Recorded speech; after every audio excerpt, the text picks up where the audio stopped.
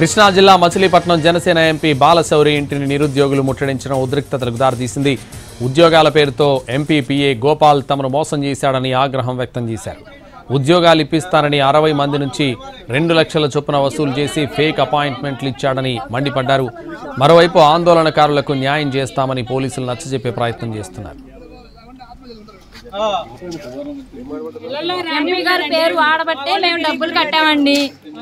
మాకు న్యాయం మీరే చేయండి. మేము మాత్రం పోలీస్ కంప్లైంట్ పెట్టాం.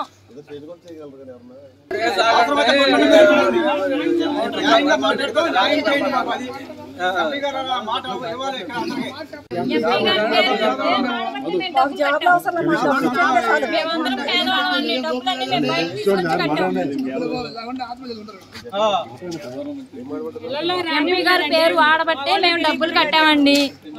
మాకు న్యాయం మీరే చేయండి. మేము మాత్రం పోలీస్ కంప్లైంట్ పెట్టాం.